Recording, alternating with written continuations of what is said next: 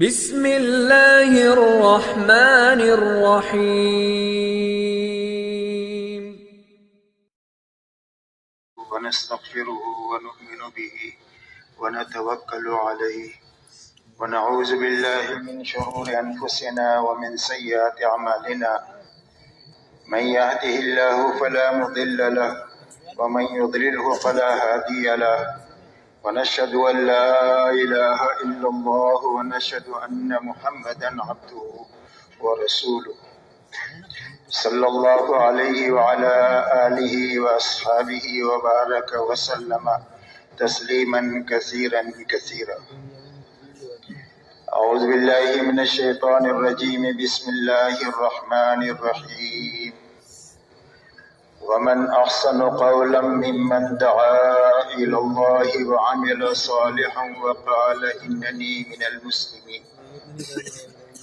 وقال عليه الصلاة والسلام لا يؤمن أحدكم حتى يكون هواه تبعا لما جئت به أو كما قال عليه الصلاة والسلام.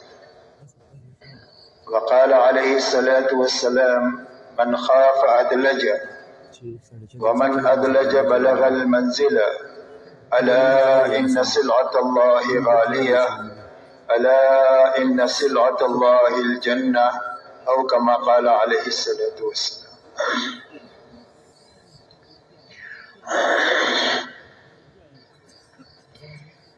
میرے محترم بزرگ اور دوستو، بات کے شروع ہونے سے پہلے چند باتیں اچھی طرح ہم سمجھ لیں تاکہ ان ساری مجالس میں بیٹھنے کا پورا نفع ملے. سب سے پہلی بات تو یہ ہے کہ ہر مجلس میں شروع سے لے کر اخیر تک رہیں تاکہ پوری بات کو سنیں، پوری بات کو سمجھیں. جب پوری بات سنیں گے اور سمجھیں گے تو ہی عمل پورا ہو سکے گا. اس لیے کہ ادھورے عمل پر پورا نفع نہیں ملتا جب تک عمل پورا نہ کیا جائے.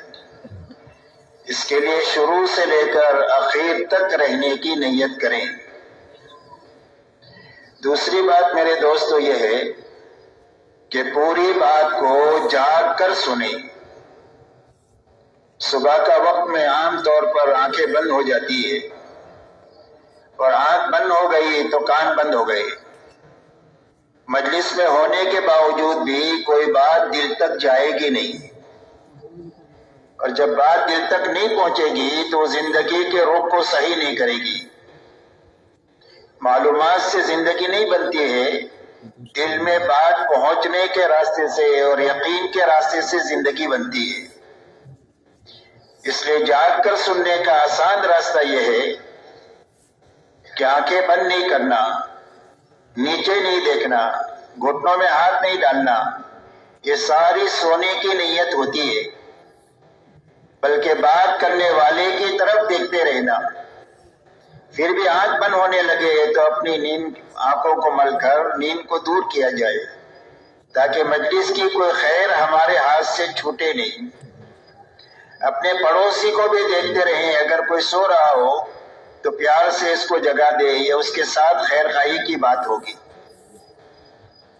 بات کو پورے دھیان اور توجہ سے سنیں کہ جسم بھی یہاں ہے اور دل دماغ بھی یہاں ہے، تاکہ بات کانوں کے راستے سے دل تک پہنچ جائے.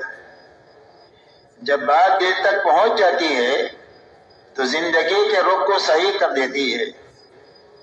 کتابوں میں واقع آتا ہے کہ ڈکیتی کی حالت میں گھر میں ڈکیتی ڈالنے کی کوشش ہو رہی ہے اور گھر کے اندر سے آواز آئی قرآن پڑھنے کی، أَلَمْ يَعْنِ لِلَّذِينَ آمَنُوا أَن تَخْشَعَ قُلُوبُهُمْ لِذِكْرِ اللَّهِ. کیا ایمان والوں کے لیے ابھی وقت آیا نہیں ہے کہ ان کے دل اللہ کے لیے ڈر جائیں اور اللہ کی طرف متوجہ ہو جائے؟ بس اس بات کا سننا تھا اور دل تک پہنچنا تھا کہ فوراً زبان سے نکلی آ گیا، اور اپنی ساری برائی کے اسباب کو توڑ کر بیت اللہ پہنچ کر بہت بڑے والے اللہ والے بنے. اس لیے دل تک بات کے پہنچنے کا یہ اثر ہے۔ اللہ نے دین کی بات میں بہت طاقت رکھی ہے، لیکن شرط یہ ہے کہ یہ دل میں پہنچے۔ تو اس کے لیے جسم بھی یہاں ہو اور دل دماغ بھی یہاں ہو۔ اسی کے ساتھ آدمی عمل کی نیت سے سنے، اس لیے کہ اللہ کے یہاں سے جو داد و دہیش کا نظام ہے وہ آدمی کی نیت ہے۔ حدیث پاک میں فرمایا گیا وَإِنَّمَا لِكُلِّ امْرِئٍ مَّا نَوَىٰ، فرمایا ہر انسان کو وہ چیز ملے گی جس کی اس نے نیت کیا۔ جب عمل کی نیت سے بات سنیں گے تو بات محفوظ بھی ہو جائے گی دل دماغ میں، اور اللہ تعالیٰ عمل کی توفیق دیں گے، جس کی وجہ سے جی چاہے نہ چاہے، حالات سازگار ہو ناسازگار ہو، ماحول مناسب ہو نامناسب ہو، ہر حال میں عمل کی توفیق ملے گی عمل کی نیت کی وجہ سے۔ اس لیے عمل کی نیت سے بات کو سننا، اسی کے ساتھ اچھی طرح سنتے ہوئے سمجھتے ہوئے اچھی طرح کرتے ہوئے پورے عالم میں اور ساری انسانیت تک بات کو پہنچانے کی نیت سے بات کو سننا۔ جب پورے عالم کی اور ساری انسانیت کی نیت کریں گے تو اللہ عالم کے اعتبار سے اور پوری انسانیت کے اعتبار سے اللہ تعالیٰ قبول فرمائیں گے، اور کام کے لیے جن اسباب اور وسائل کی ضرورت ہوگی وہ نیت کی برکت سے اللہ اپنے خزانے سے دیں گے۔ مال کی ضرورت ہے تو مال دیں گے، صلاحیت کی ضرورت ہے تو صلاحیت دیں گے، وقت کی ضرورت ہے تو مشغول سے مشغول آدمی سے اللہ وقت دے کر اپنے دین کا کام قبولیت کے ساتھ لے لیں گے نیت کی برکت سے۔ اس لیے پورے عالم میں اور ساری انسانیت تک بات کو پہنچانے کی نیت سے بات کو سنیں۔ تو عالم تو بہت بڑا ہے، کئی سو ملک ہے، اور انسان بھی 700 کروڑ انسان ہے دنیا میں۔ تو ساری دنیا میں اور سارے انسانوں تک جانے کا کیا راستہ ہے؟ ایک چھوٹی سی عمر میں تو سب تک پہنچنا نہیں ہو سکتا۔ تو پورے عالم میں اور ساری انسانیت تک بات کے پہنچانے کا راستہ یہ ہے کہ اپنی زندگی میں انتھک محنت کرتے ہوئے جہاں تک اور جتنوں تک جا سکتے ہیں جانا، اور جو فیس کام بک پیج باقی کو رہ جوائن گیا ہے کریں، تبلیغی بیانات اس کو آفیشیل پورا کرنے آن کے لیے یوٹیوب اپنی فیس زندگی بک۔ میں جزاکم اللہ بہترین تعالی۔ کام کرنے والے آدمی تیار کرنا، یہ محنت کا صحیح رخ ہے۔ اچھی طرح کرنا اور اچھی طرح کرنے والے آدمی تیار کرنا۔ حضور پاک صلی اللہ علیہ وسلم کو بہت بڑا کام دے کر کے دنیا میں بھیجا گیا۔ آپ کی محنت کا میدان پورا عالم ہے اور ساری انسانیت ہے اور قیامت تک کا زمانہ ہے۔ اب اتنے بڑے کام پر قابو پانے کے لیے آپ کو صرف 23 سال کا زمانہ دیا گیا کہ اس 23 سال کے عرصے میں آپ کو ایسا کام کا رخ اپنانا ہے کہ بات پورے عالم میں پہنچے اور ساری انسانیت تک پہنچے، اور دنیا کے ہر کچے پکے مکان تک یہ بات پہنچے، ایسا کام کا رخ آپ کو اپنانا ہے۔ تو حضور پاک صلی اللہ علیہ وسلم نے 23 سالہ دور نبوت میں بنفس نفیس انتھک محنت فرمائی، اور پورے حجاز میں آپ نے کام کیا۔ آپ کا لمبے میں لمبا سفر تبوک تک کا ہے، لیکن پورا عالم آپ کی محنت کا میدان ہے۔ تو آپ کی نیت پورے عالم کی ہے اور ساری انسانیت کی ہے اور قیامت تک کے زمانے کی ہے۔ تو آپ کی نیت کی برکت یہ ہے کہ دنیا میں قیامت تک جو خیر نظر آئے گی وہ آپ کی نیت کی برکت سے اور محنت کی برکت سے آئے گی۔ تو اس کے لیے آپ نے 23 سال میں حجاز میں کام کیا، لیکن پورے عالم کے کام پر قابو پانے کے لیے آپ نے 23 سالہ زندگی میں ایک بہترین صحابہ کا عملہ تیار فرمایا، سوالات صحابہ کا عملہ، کہ جن کی زندگی حضور صلی اللہ علیہ وسلم کی زندگی کا آئینہ تھی۔ اسی لیے صحابہ کے بارے میں پوچھا جاتا ہے کہ یہ کون لوگ ہیں، تو ان کا تعارف دو جملوں میں ہوتا ہے۔ ایک تو ان کا تعارف یہ ہے فرسان بالنہار و رہبان باللیل، فرمایا دن کے شہ سوار ہے، دن کو گھوڑے کی پشت پر بیٹھ کر پوری دنیا میں پھر رہے ہیں لوگوں کو اللہ کی پہچان کرانے کے لیے کہ اللہ کون ہے اور کیسے ہیں، اللہ کی کیا شانیں ہیں، یہ انسانوں کو سمجھاتے ہیں۔ اور فرمایا راتوں کے یہ عبادت گزار ہیں، کانوا قلیلا من اللیل ما یہجعون وبالاسحار هم یستغفرون، فرمایا راتوں کو یہ بہت کم سوتے ہیں اور آخر راتوں میں کر کے مٹ کے تھک کے اپنے آپ کو مٹا کر اللہ کے سامنے استغفار کرتے ہیں کہ اللہ جو کرنے کا حق تھا وہ ہم سے ادا نہیں ہوا۔ فرمایا بسام بالنہار وبکاء باللیل، دن کو حشاش بشاش اللہ کے دین کا کام کرنے والے ہیں اور راتوں کو اللہ کے سامنے بہت زیادہ رونے والے ہیں۔ یہ آپ کی دو صفتیں بڑی تھی زندگی میں، وہ دونوں صحابہ میں منتقل ہوئی۔ آپ کا دن دعوت اور تعلیم کے لیے، اللہ نے آپ کو داعی اور معلم بنا کر کے بھیجا تھا، تو دن کا اکثر وقت دعوت اور تعلیم پر خرچ ہوتا تھا، اور رات کا بڑا حصہ آپ کا اللہ کے سامنے کھڑا ہونے میں، اللہ کے سامنے آہوزاری کرنے میں، قرآن پاک کے پڑھنے میں خرچ ہوتا تھا، یہاں تک کہ آپ کے پیروں پر ورم آ جاتے تھے۔ یہ آپ کی رات ہے اور یہ آپ کا دن ہے، اور یہی دونوں چیزیں آپ کے عملے میں منتقل ہوئی، ان کا دن دعوت اور تعلیم میں اور ان کی رات اللہ کے سامنے عبادت میں۔ اس لیے میرے دوستو کام کا صحیح رخ یہ ہے کہ اچھی طرح سمجھ کر کام کرتے ہوئے اچھی طرح کام کرنے والے آدمی تیار کر کے مرنا، بانج بن کر کے آدمی نہیں مرنا چاہیے کہ زندگی بھر تبلیغ میں رہے اور ایک آدمی بھی نہیں بنا، یہ تبلیغی بانج پنا ہے، بلکہ اپنی زندگی میں کام کا بہترین عملہ تیار کر کے مرنا تاکہ اطمینان سے جی بھی سکے اور اطمینان کے ساتھ مر بھی سکے۔ اس لیے ان باتوں کو سامنے رکھ کر پوری بات کو سننا ہے، کیوں رہیں گے انشاءاللہ آخر تک۔ اللہ تعالیٰ قبول فرمائے۔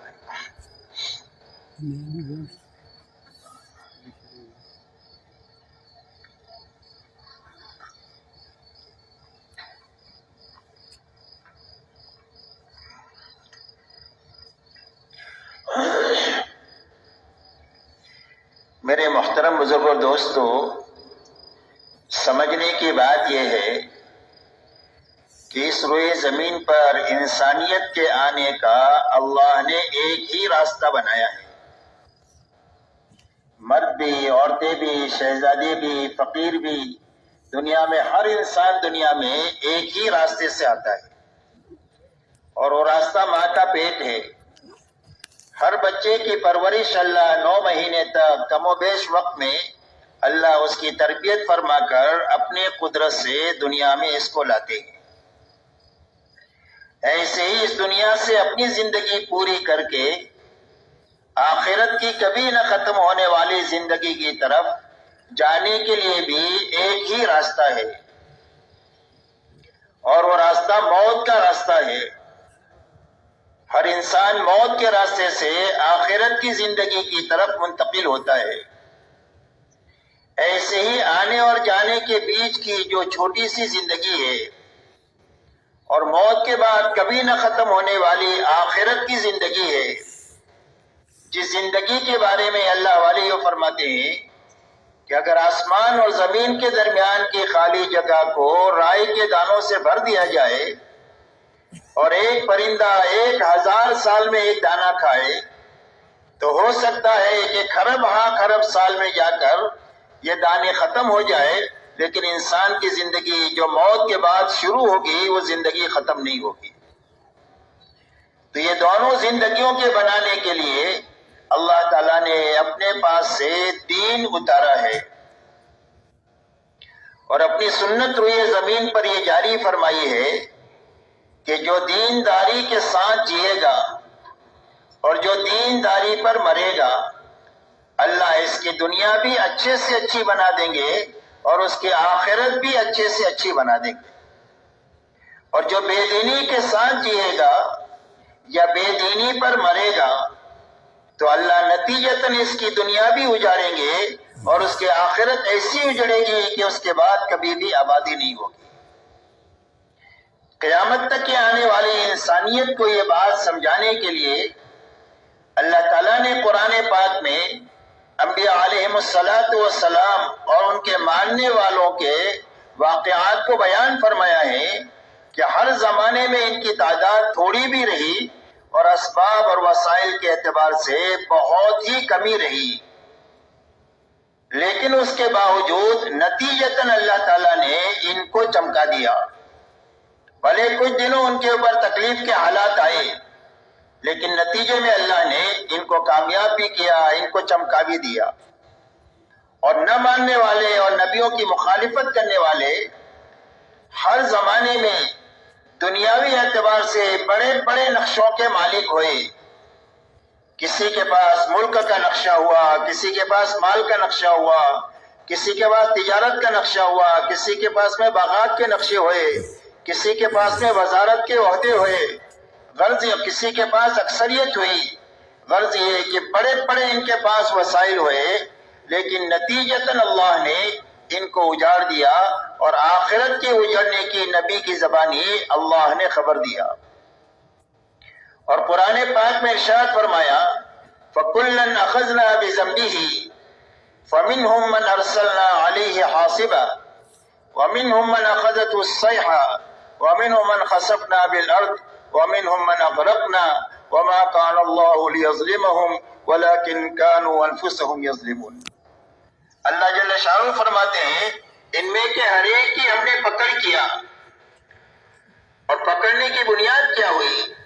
فرمایا نافرمانی والی اور گناہوں والی زندگی ہوئی، جس کی بنیاد پر ہم نے ان کی پکڑ کیا۔ ان میں سے کسی پر ہوا کے عذاب کو بھیجا، جس نے ان کو اکھاڑ کر کے ایک دوسرے کے ساتھ ٹکرا کر موت کے منہ میں لے لیا۔ کسی پر فرشتے کی صیحہ اور چیخ کو مسلط کیا، جس سے ان کے کلیجے پھٹ گئے۔ کسی کو زمین کے اندر میں دھسایا اور کسی کو پانی میں ڈبایا۔ اور اللہ فرماتے ہیں اللہ کسی پر ظلم نہیں کرتے ہیں، یہی لوگ ہیں جنہوں نے اپنی اللہ کی نافرمانی کر کر اللہ کے عذاب کا اپنے آپ کو مستحق بنایا۔ اس لیے بنیادی بات یہ سمجھنے کی ہے اور پوری امت کو اور امت کے راستے سے ساری انسانیت کو سمجھانی ہے کہ اللہ کے یہاں سے کامیابی کا ایک ہی راستہ ہے، اور وہ صرف دین کا راستہ ہے۔ رہا دنیا میں جتنے اسباب ہیں چھوٹے بڑے، جس میں لوگ اپنی روزی روٹی کی تلاش میں لگتے ہیں، یا دنیا میں جتنے حالات انسانوں پر آتے ہیں اچھے یا برے، ان اسباب اور حالات کا تعلق نہ تو کامیابی کے ساتھ ہے نہ تو ناکامی کے ساتھ ہے، بلکہ ان کے گزارے کے لیے ہے اور ان کے امتحان کے لیے ہے۔ اللہ ہر انسان کو چھوٹے بڑے سبب میں رکھ کر اور اچھے برے حالات سے گزار کر کے آزمانا چاہتے ہیں کہ ہر آدمی اللہ کے حکم پر چلتا ہے یا اپنی خواہش پر چلتا ہے، اپنے حال کو سامنے رکھ کر چلتا ہے یا حال پر اللہ کی طرف سے آنے والے حکم کو پورا کر کے چلتا ہے۔ اس کی آزمائش کے لیے اللہ حالات اور اسباب دنیا میں بنائے ہیں، اس لیے کہ دنیا میں جینے کے دو ہی راستے ہیں، تیسرا کوئی بھی راستہ نہیں ہے۔ ایک راستہ حکموں والا راستہ ہے جو نبیوں والا راستہ ہے، اور ایک راستہ خواہشات والا راستہ ہے، منمانی والا راستہ ہے اور جی چاہی والا راستہ ہے۔ اسی لیے اللہ تعالیٰ نے ان باتوں کو اچھی طرح سمجھانے کے لیے ہم سے جو پہلے لوگ گزرے ہیں، حضرت داؤد علیہ السلام اور حضرت سلیمان علیہ السلام کے پاس میں ملک کا بہت بڑا نقشہ تھا، اور اللہ نے ملک کے اس نقشے میں ان کو کامیاب کر دیا۔ اور فرعون اور نمرود کے پاس میں بھی ملک کا بہت بڑا نقشہ تھا، اللہ نے ان دونوں کو ملک میں رکھ کر اللہ نے ان کو ناکام بنا دیا۔ مال کا بہت بڑا نقشہ قارون کے پاس تھا، اس کے خزانے کی چابیاں ایک طاقتور جماعت اٹھایا کرتی تھی، آپ انداز لگائے اس کا کتنا بڑا خزانہ ہوگا، لیکن اللہ نے اس کو اس کے خزانے کے ساتھ زمین میں دسایا ہے، اور قیامت تک یہ دستہ ہی چلا جائے گا۔ دوسری طرف مال حضرت عبد الرحمن ابن عوف رضی اللہ تعالیٰ عنہ کے پاس تھا، اور اتنا زیادہ مال تھا کہ ان کے انتقال کے بعد جب وراثت کو تقسیم کیا گیا ہے وارثوں میں، تو سونے کی اینٹوں کو کاٹ کر تقسیم کرنے کے لیے کاٹنے والوں کے ہاتھوں میں چھالے پڑ گئے، لیکن اتنے بڑے مال نے حضرت عبد الرحمن ابن عوف کا نقصان نہیں کیا، بلکہ ان 10 صحابہ میں سے ہے کہ جن کو اللہ کے نبی صلی اللہ علیہ وسلم نے دنیا ہی میں جنت کی بشارت دیا۔ اسی لیے فرمایا نعم المال الصالح للرجل الصالح، فرمایا حلال مال ہے اور نیک آدمی ہے تو کیا حرج کی بات ہے، اس لیے کہ اس حلال مال سے وہ کام کیے جا سکتے ہیں جو بغیر مال سے نہیں ہو سکتے۔ تو مال یہاں بھی ہے، مال وہاں بھی ہے، وہاں ناکامی ہے، یہاں کامیابی ہے۔ تجارت قوم شعیب کے پاس تھی، بڑی بڑی منڈی آئی، اللہ نے قوم شعیب کو تجارت میں اجاڑ دیا، اور تجارت مدینہ منورہ میں مکہ کے مہاجرین کے پاس کی تھی، مہاجرین تجارت پیشہ تھی، اللہ نے ان کو تجارت میں چمکا دیا۔ باغات قوم سبا کے پاس تھے، اللہ نے قوم سبا کو باغات کے بڑے بڑے نقشوں میں رکھ کر اجاڑ دیا، نہ ماننے کی بنیاد پر۔ اور باغات انصار مدینہ کے پاس تھے، اللہ نے ان کو باغات میں رکھ کر چمکا دیا، اور اللہ نے ایسی برکت دیا کہ آج تک ساری دنیا مدینہ منورہ کی کھجوریں کھا رہی ہے۔ اس لیے بنیادی بات سمجھنے کی ہے کہ اللہ کے یہاں سے کامیابی کا کوئی بھی دنیا کا سبب نہیں ہے، اور کوئی بھی حال کامیابی ناکامی کے لیے نہیں ہے۔ اس کی مثال برتن کی ہے، اس پر کامیابی اللہ ہی کی طرف سے آئے گی اور ناکامی بھی اللہ ہی کی طرف سے آئے گی۔ کامیابی کے آنے کی بنیاد حکم کا پابند ہونا ہے، اور ناکامی کے آنے کی بنیاد خواہش پر اور اپنی منمانی پر چلنا ہے۔ اسی لیے دعوت اور تبلیغ کے راستے سے کسی کا کاروبار چھوڑانے کی محنت نہیں ہے، اور نہ کسی کو ایک حال سے دوسرے حال میں لے جانے کی محنت ہے، بلکہ یہ محنت اس بات کی ہے کہ ہر مسلمان اس محنت کے ذریعے سے اپنے اندر اتنی طاقت پیدا کر لے کہ جس سبب میں بھی ہے اور جس حال میں بھی ہے، اس سبب اور حال میں اللہ کے فرائض پر کھڑا ہونے کی طاقت پیدا ہو جائے، حرام سے بچنے کی طاقت پیدا ہو جائے، اور اللہ کے دین کی محنت کے تقاضے جس لائن کے جس وقت بھی آئے ان تقاضوں پر پورا کرنے کے لیے کھڑا ہونے کی طاقت پیدا ہو جائے۔ اس طاقت کے پیدا کرنے کے لیے دعوت اور تبلیغ کی محنت ہے، اس لیے کہ جس کام میں بھی آدمی اللہ کے فرائض کی ادائیگی کے ساتھ اور حرام سے بچتے ہوئے اور اللہ کے دین کی محنت کے تقاضوں کو پورا کرتے ہوئے چلے گا، اللہ تعالیٰ اس کے دین پر تو دیں گے ہی دیں گے، لیکن اس کے دنیا کے کام پر بھی اللہ اس کے بڑے بڑے انعامات دیں گے۔ اسی لیے آتا ہے حدیث پاک میں کہ ایک سچا اور امانت دار تاجر کل قیامت کے دن نبیوں کے ساتھ، صدیقین کے ساتھ اور شہداء کے ساتھ اٹھایا جائے گا۔ اس کی تجارت کی وجہ سے وہ آخرت میں اتنا اونچا مقام اس کو عطا فرمائیں گے، حکم پورا کرنے کی برکت سے، سچائی اور امانت داری کی وجہ سے۔ ایک کسان کھیتی کرتا ہے، جب تک کھیتی ہری بھری رہتی ہے وہ تسبیح کرتی رہتی ہے اور اس کا ثواب کسان کو ملتا ہے۔ اگر اس کھیت میں سے جانور دانہ چگ جائے یا چور چوری کر جائے، فرمایا اس کے اوپر اس کو صدقے کا ثواب ملے گا۔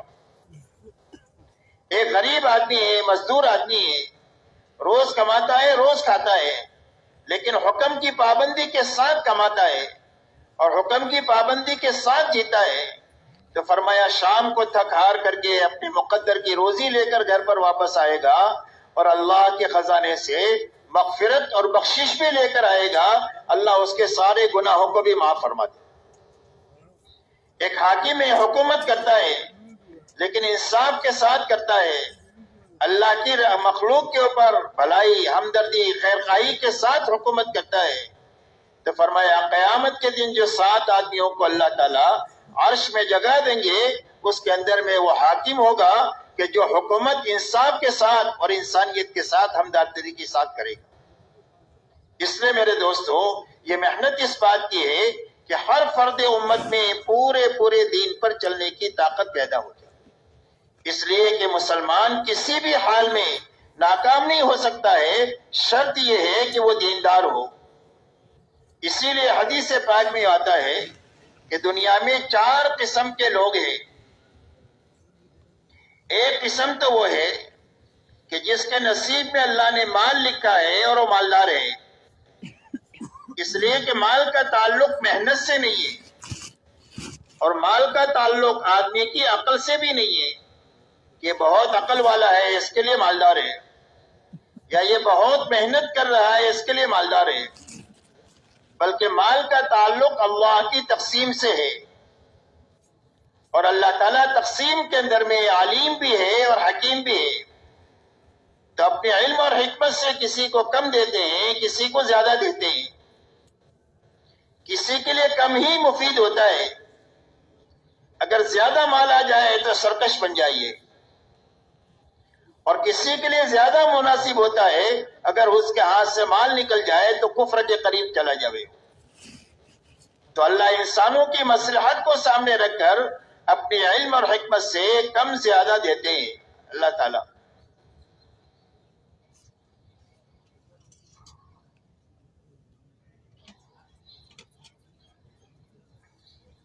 تو فرمایا ایک قسم وہ ہے کہ جس کے نصیب میں اللہ نے مال لکھا ہے اور اس نے اپنے مال سے اور اپنی جان کو لگا کر اللہ کے دین کو سیکھا اور اچھی طرح سمجھا، جس کے نتیجے میں اس کو یہ معلوم ہے کہ اللہ کی طرف سے یہ 2 بڑی نعمتیں مجھے ملی ہوئی ہے، جان اور مال کی، وہ مجھے کہاں لگانا ہے، اس لیے کہ صرف دین ہی اس کو راستہ بتائے گا لگانے کا۔ دین کے بغیر کبھی بھی آدمی کی جان مال صحیح نہیں لگ سکتی، تو اب وہ دین اسے سمجھائے گا کہ کہاں لگانا ہے۔ اب ہر ایمان والے کی 2 ذمہ داری ہے، ایک ذمہ داری دعوت کی ہے، ایک ذمہ داری عبادت کی ہے۔ اب وہ اپنی جان اور مال کو دعوت کے سارے تقاضوں پر جب کبھی بھی آتے ہیں پورے نشاط کے ساتھ اور پوری بشاشت کے ساتھ لگاتا ہے، اور جب جب بھی عبادت کے لائن کے احکامات آتے ہیں تو عبادت پر اپنی جان اور مال کو یہ لگاتا ہے جیسا اللہ چاہتے ہیں۔ جب اللہ کی مخلوق کے ساتھ ہمدردی کا کوئی تقاضا آتا ہے تو اللہ کے مخلوق کے ساتھ ہمدردی میں، بھلائی میں، خیر خواہی میں، ان کے بوجھ کو ہلکا کرنے میں وہ اپنی جان مال کو لگاتا ہے۔ فرمایا دنیا میں ایک قسم یہ ہے۔ دوسری قسم دنیا میں وہ ہے کہ جس کے نصیب میں اللہ نے مال نہیں لکھا، جس کی بنا پر وہ غریب ہے، ضرورت تو اس کی بھی پوری ہوگی، ضرورت اس کی بھی پوری ہوگی، ضرورت کسی کی اٹکے گی نہیں، اس لیے کہ اللہ تو سب کے رب ہے، مالدار کی بھی رب ہے اور غریب کے بھی رب ہے، غریب کے بھی رب ہے۔ یہ ہو نہیں سکتا ہے کہ مالدار کو کھلائے اور غریب کو نہ کھلائے، صرف فرق اتنا ہے کہ مالدار زردہ پلاؤ لے گا یا چٹنی روٹی کھا لے گا، اور وہ بھی کھانے کا نظام صرف یہاں تک ہے، نیچے جانے کے بعد اس کو بھی گندگی بننا ہے، اس کو بھی گندگی بننا ہے۔ رہا انسان کے لیے جس طاقت کی اور قوت کی ضرورت ہے وہ زردہ پلاؤ سے بھی اس کو اتنی ہی ملے گی اور چٹنی روٹی سے بھی یہی ملے گی، اس لیے کہ کھانے میں اللہ نے طاقت نہیں رکھی ہے، قوت اللہ کے خزانے سے آتی ہے۔ تو اس لیے اللہ سب کے رب ہے، اس کی ساری ضرورتیں اللہ پوری کریں گے، فرق اتنا ہے ادنا اور اعلیٰ کا۔ لیکن اس غریب نے اپنی جان لگا کر کے دین کو سیکھ لیا اور سمجھ لیا کہ اس غربت میں اللہ سے بڑے بڑے انعامات کے لینے کا کیا راستہ ہے، اس لیے کہ دین کے سیکھنے کے لیے زیادہ مال کی ضرورت نہیں ہوتی ہے، اپنی جان لگانے کی ضرورت ہوتی ہے۔ ایک آدمی پورے دارالعلوم کے چلانے کا خرچ برداشت کرے، لیکن اپنی ذات سے بیٹھ کر اگر یہ سورہ فاتحہ نہیں سیکھے گا تو سورہ فاتحہ اس کو یاد نہیں ہوگی پورا دارالعلوم چلانے کے نتیجے میں۔ اس لیے جان لگانا کے ذریعے سے آدمی کی زندگی میں دین کی پختگی آتی ہے مال کے ساتھ بھی۔ تو اس غریب نے اپنی جان لگا کر کے دین کو سیکھا، اور پھر اب دین سیکھنے کے لیے پیدل چل سکتے ہیں، سواری تو ہماری راحت کے لیے ہے، پیدل چل کر کے چلتے ہوئے جماعتیں دین سیکھتی ہے، دعائیں سیکھتی ہے، فرائض سیکھتے ہیں، واجبات سیکھتے ہیں، 6 نمبر سیکھتے ہیں، آخرت کے اوپر حدیثیں ہیں اس کو سیکھتے ہیں، جنت جہنم کے حالات کو سیکھتے ہیں، اس لیے کہ سیکھنے کا راستہ پیدل کا بہت زیادہ ہے بنسبت سواری کے۔ اسی لیے پچھلے زمانے میں ایک مرتبہ ایک جماعت کی کارگزاری ہوئی، ان سے پوچھا گیا کہ تم نے 40 دن کے اندر میں کتنا خرچ کیا؟ تو پہلے زمانے کی بات ہے، شروع زمانے کی، تو جماعت نے یہ بتایا کہ ہر ساتھی کا چلے میں 2 روپیہ خرچ ہوا۔ کتنے روپے کا چلہ؟ 2 روپے کا چلہ۔ تو پوچھنے والوں نے یہ پوچھا کہ گاڑی کھڑی رہتی ہوگی مسجد کے سامنے جو آپ کو ایک جگہ سے دوسری جگہ منتقل کرتی ہوگی جیسے ابھی ہو رہا ہے، اور کھانے کے لیے روز دعوتیں ہوگی بستی والوں کی طرف سے۔ تو جماعت نے کہا ایک دن دعوت نہیں ہوئی، ایک دن گاڑی نہیں آئی، پورے 40 دن میں ہم پیدل چلے، تہجد پڑھ کر کے نکل جاتے تھے سیکھتے سکھاتے ہوئے، اور چند گھنٹوں کے بعد اپنی بستی میں پہنچ کر کے وہاں محنت کرتے۔ محنت کے بعد 2 بجے کے قریب 2 ساتھی طے ہوتے جو باغ میں جا کر امرود لے کر کے آئے، جو اس زمانے میں چند پیسوں میں امرود کی ٹوکری مل جاتی تھی۔ بولے سارے ساتھی بیٹھ کر کے یہ امرود کھا لیتے تھے، یہی دوپہر کا کھانا ہے، یہی ناشتہ ہے، یہی رات کا کھانا ہے۔ پورے 40 دن کیسے گزارے؟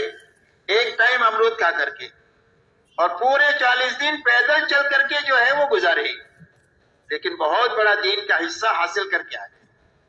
تو اب ایک آدمی غریب ہے لیکن اس نے دین سیکھا، تو اب جب یہ مالدار دیندار کو دیکھتا ہے کہ یہ تو اللہ کے دین کے تقاضوں پر اور اللہ کے دین کی محنت کے تقاضوں پر اتنا لگاتا ہے، اگر اللہ مجھے بھی دیتے تو میں بھی اتنا ہی لگاتا جتنا ہی لگاتا ہے۔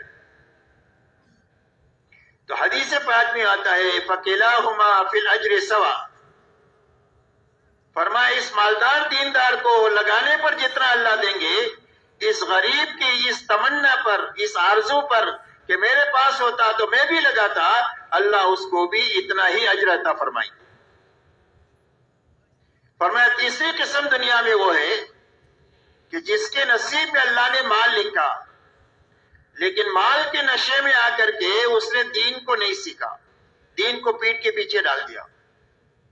اب اس کو معلوم ہی نہیں ہے کہ مال کہاں خرچ کرنا چاہیے، تو وہ اللہ کی نافرمانی میں، اللہ کی مخلوق کو ستانے میں اپنی جان اور مال کو لگا رہا ہے۔ فرمایا تیسری قسم دنیا میں یہ ہے۔ چوتھی قسم دنیا میں وہ ہے کہ غریب ہے، اس کے نصیب میں مال اللہ نے لکھا نہیں ہے، لہذا وہ غریب ہے، لیکن اس غریب میں جان لگا کر کے دین نہیں سیکھا، جس کی بنا پر اس کے دل کا جذبہ یہ ہے کہ اگر میرے پاس بھی مال ہوتا تو میں بھی ایسی عیاشی کرتا جیسے یہ مالدار بے دین کر رہا ہے۔ تو حضور پاک صلی اللہ علیہ وسلم ارشاد فرماتے ہیں فَكِلَاهُمَا فِي الْوِزْرِ سَوَاءٌ، فرمایا وبال کے اعتبار سے یہ دونوں برابر ہیں۔ جو پکڑ اور عذاب اس مالدار بے دین کا ہوگا، وہی غریب کا اس اندر کے دل کے جذبے کی وجہ سے اس کی بھی وہی پکڑ ہوگی۔ اس لیے میرے دوستو بنیادی بات یہ ہے کہ اللہ کے یہاں سے کامیابی کا، چمکنے کا، پھلنے اور پھولنے کا ایک ہی راستہ ہے اور وہ دین کا ہے۔ دوسری بات میرے دوستو یہ سمجھنی ہے کہ دین پر اللہ کی طرف سے کامیابی اس وقت ملے گی جب زندگیوں میں دین پورا ہو۔ اگر زندگیوں میں دین ادھورا ہے تو دنیا میں نقد مصیبتیں آئے گی اور آخرت میں جزا اور سزا کا معاملہ ہوگا۔ یہ ضابطے کی بات ہے، باقی اللہ کسی کو معاف کر دے تو اللہ کو کوئی بھی پوچھنے والا نہیں ہے، لیکن ضابطے کی بات یہ ہے کہ دین کی کمی کی وجہ سے دنیا میں حالات آئیں گے۔ اسی لیے فرمایا ما اصاب من مصیبت فبما کسبت ایدیکم ویعفو عن کثیر، فرمایا جو مصیبت بھی دنیا میں تمہارے پر آ رہی ہے، فرمایا تمہارے ہاتھوں کے کاموں کی وجہ سے آ رہی ہے، غلط کاموں کی وجہ سے، اور بہت ساری غلطیاں تو وہ ہے جو اللہ معاف فرما دیتے ہیں، ورنہ آدمی کے لیے جینا مشکل ہو جاتا۔ تو دنیا میں ادھورے دین پر مصیبتیں آئے گی۔ آج دنیا میں مصیبتوں کی بنیاد ملک و مال کی کمی نہیں ہے، بلکہ دین کی کمی کی وجہ سے یہ مسائل ہے، یہ حالات ہے اور یہ پریشانیاں ہیں۔ اس لیے میرے محترم دوستو، پورے دین پر اللہ کی طرف سے کامیابی آئے گی، اللہ کی طرف سے وعدے پورے ہوں گے، اس لیے کہ اللہ تعالیٰ نے دین کے اوپر، دین کے ہر عمل پر آخرت کے بنانے کا وعدہ بھی کیا ہے اور دنیا کا بھی وعدہ کیا ہے۔ فرمایا ایک آدمی اللہ کا ذکر کرتا ہے تو ذکر سے کیا ہوگا؟ فرمایا جنت میں اس کے لیے پودے لگیں گے اور ایک ایک پودا اتنا بڑا ہوگا کہ ایک تیز رفتار گھوڑا 100 سال تک اس کے سائے میں دوڑتا رہے تو سایہ ختم ہو کر بھی نہیں دے گا۔ یہ ایک سبحان اللہ کا بدلہ ہے، آخرت میں یہ انعام ملے گا۔ اور دنیا میں فرمایا دنیا میں ذکر کی بنیاد پر اللہ دلوں کو اطمینان عطا فرمائیں گے۔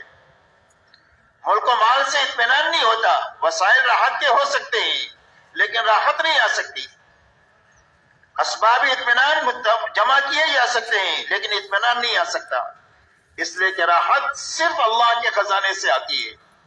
اس لیے اگر آپ دنیا پر نگاہ ڈالیں گے تو دنیا میں جتنی خودکشیاں ہو رہی ہے وہ غریب نہیں کر رہے ہیں بلکہ وہ لوگ کر رہے ہیں جن کے پاس بہت زبردست مال کے وسائل ہے، زبردست ان کے پاس بینک بیلنس ہے اور زبردست ان کے پاس سامان ہے، لیکن ان کے دلوں میں اتنی تنگی ہے کہ جو جینے کے بجائے مرنے کو پسند کرتے ہیں اور خودکشی کر کے مر جاتے ہیں۔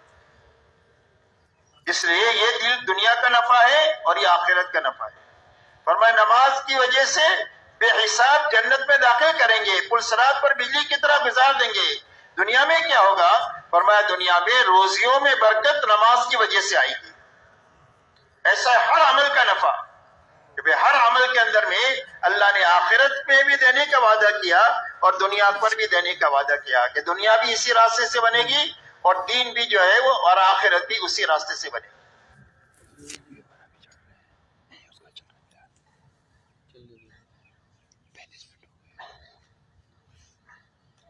اس لیے سمجھنے اور امت کو سمجھانے کی بات ہے، اس بات کی محنت ہو رہی ہے کہ ہر فرد امت میں اتنی طاقت پیدا ہو جائے کہ اللہ کے ہر حکم پر چل جائے، اللہ کے ہر نافرمانی سے بچ جائے اور اللہ کے ہر دین کی محنت کے تقاضے پر کھڑا ہو جائے۔ اب پورا دین کے سمجھنے کا راستہ کیا ہے کہ پورا دین کیا ہے، اس کی نظیر اور مثال کہاں سے ملے گی؟ تو میرے محترم دوستو، اگر ہم یہ سمجھنا چاہتے ہیں کہ پورا دین کیا ہے تو اس کے لیے ایک ہی راستہ ہے کہ ہم حضور صلی اللہ علیہ وسلم اور صحابہ کی زندگی کو دیکھیں، اس لیے کہ قیامت تک کے لیے نمونہ اور حق کا معیار حضور پاک صلی اللہ علیہ وسلم کی ذات گرامی اور آپ کی حیات طیبہ اور صحابہ کرام کی جماعت ہے۔ اسی لیے فرمایا لقد کان لکم فی رسول اللہ اسوۃ حسنہ، تمہارے لیے حضور صلی اللہ علیہ وسلم کی زندگی میں بہترین نمونہ ہے۔ حضرت عبداللہ ابن مسعود رضی اللہ تعالیٰ عنہ فرماتے ہیں کہ جو کسی کی راہ چلنا چاہے وہ اصحاب محمد صلی اللہ علیہ وسلم کے پیچھے پیچھے چلے، اس لیے کہ یہ دلوں کے بہت پاک لوگ تھے، علم کے بہت گہرے تھے اور تکلفات سے بالکل پاک تھے۔ آپ سے پوچھا گیا حق کیا ہے؟ فرمایا ما انا علیہ و اصحابی، فرمایا قیامت تک حق وہ ہے جس پر میں ہوں اور میرے صحابہ ہیں۔ جب تک ہم حضور صلی اللہ علیہ وسلم اور صحابہ کی زندگی کو سامنے رکھ کر نہیں چلیں گے، جب تک ہماری دینی کمی کا ہم کو پتہ نہیں چلے گا۔ اس لیے کہ آج ہماری دیکھنے کا معیار یہ ہے کہ دنیا کے معاملے میں ہم اپنے سے اوپر والوں کو دیکھتے ہیں، 100 پتی 1000 پتی کو دیکھے، 1000 پتی لکھ پتی کو دیکھے، لکھ پتی کروڑ پتی کو دیکھے، کروڑ پتی ارب پتی کو دیکھے، ارب پتی خرب پتی کو دیکھے، خرب پتی ملک والے کو دیکھے کہ میرے پاس تو مال ہی ہے، میرے پاس تو کوئی پاور نہیں ہے۔ تو ہر آدمی اوپر دیکھتا ہے اور دین کے معاملے میں ہر آدمی اپنے سے نیچے والے کو دیکھتا ہے۔ ایک آدمی 5 وقت کا نمازی ہے تو وہ 3 وقت والے کو دیکھتا ہے، الحمدللہ میں تو 5 وقت کا نمازی ہوں، بہت سارے مسلمان صرف 3 وقت کی پڑھتے ہیں۔ 3 وقت والے جمعہ والوں کو دیکھتے ہیں، ہم تو 3 وقت کے پڑھتے ہیں، کتنے مسلمان صرف جمعہ میں آتے ہیں۔ اور جمعہ والے ان کو دیکھتے ہیں جو جمعہ بھی نہیں پڑھتے، اور جو جمعہ نہیں پڑھتے، جمعہ بھی نہیں پڑھتے ہیں، وہ کہتے ہیں کہ بھئی ہم تو صرف نمازی تو نہیں پڑھتے، ہم کوئی شرابی کبابی ہے۔ کتنے مسلمان پتہ نہیں کیا کیا جرائم میں ہیں، ہم کو کیا سمجھاتے ہو، ان کو جا کر سمجھاؤ۔ اور ان سے اگر ملا جائے تو وہ کہتے ہیں کہ بھئی ہم نے تو کلمہ پڑھا ہے، جنت تو ہمارے لیے ہے، آپ تو بے ایمانوں کو جا کر کلمہ پڑھاؤ۔ تو ہر آدمی اپنے بارے میں مطمئن ہے، اور مطمئن ہونے کی وجہ یہ ہے کہ ہمیں اپنی دینی کمی کا احساس نہیں ہے۔ احساس اس لیے نہیں ہے کہ ہم نیچے دیکھتے ہیں، اوپر نہیں دیکھتے۔ حالانکہ حکم یہ ہے کہ دنیا کے معاملے میں اپنے سے نیچے والوں کو دیکھا جائے۔ جب دنیا کے معاملے میں سے اپنے سے نیچے والوں کو دیکھا جائے گا تو ہمارے اندر صبر اور شکر کی کیفیت پیدا ہوگی۔ اور اللہ تک پہنچنے کے یہ دو راستے ہیں، ایک شکر کا ہے اور ایک صبر کا ہے۔ تو جب دنیا کے معاملے میں اپنے سے نیچے والوں کو دیکھیں گے اور دین کے معاملے میں اپنے سے اوپر والوں کو دیکھیں گے، یعنی حضور صلی اللہ علیہ وسلم اور صحابہ کو دیکھیں گے، تو اللہ تعالی ہمیں ایک تو دینی کمی کا احساس ہمارے اندر پیدا کریں گے، اور ایک صبر اور شکر کی کیفیت اللہ ہمارے اندر پیدا فرمائے، جو اللہ تک پہنچنے کا راستہ ہے۔ اس لیے میرے محترم دوستو، یہ حکم ہے کہ دنیا کے معاملے میں نیچے دیکھا جائے، دین کے معاملے میں اوپر دیکھا جائے۔ جو اس طریقے سے زندگی گزارے گا اس کا شمار شاکرین میں سے ہوگا اور اس کا شمار صابرین میں سے ہوگا۔ اگر یہ بات نہیں پیدا ہوئی اور ہم نے اوپر نہیں دیکھا، اپنے ماحول ہی سے دین کو سمجھنے کی کوشش کیا، تو میرے دوستو غلط فہمی کے ساتھ زندگی گزرے گی اور اسی پر موت آئے گی۔ آدمی سمجھے گا میں حق پر ہوں، حالانکہ باطل پر ہوگا، اس لیے کہ اپنے ماحول سے دین کو سمجھا ہی نہیں جا سکتا اور اپنی کمی کا پتہ چل ہی نہیں سکتا ہے، اور غلطی پر ہوگا اور اپنے آپ کو صحیح سمجھتا رہے گا، وہ ہدایت پر سمجھتا رہے گا، اور اسی حالت میں اگر موت آ گئی تو پھر کل قیامت کے دن یہ خون کے آنسو روئے گا، لیکن اس کے آنسوؤں کا پوچھنے والا کوئی نہیں ہوگا۔ اس لیے دعوت اور تبلیغ کے راستے سے اس بات کی محنت ہے کہ ہر آدمی اپنے غلط ماحول سے نکل کر ایک پاکیزہ ماحول میں آئے، اور پاکیزہ ماحول میں آ کر اپنے چہرے کو حضور صلی اللہ علیہ وسلم اور صحابہ کے آئینے میں دیکھے، تاکہ پتہ چلے کہ میں کہاں ہوں اور مجھے کہاں ہونا چاہیے۔ اس لیے میرے دوستو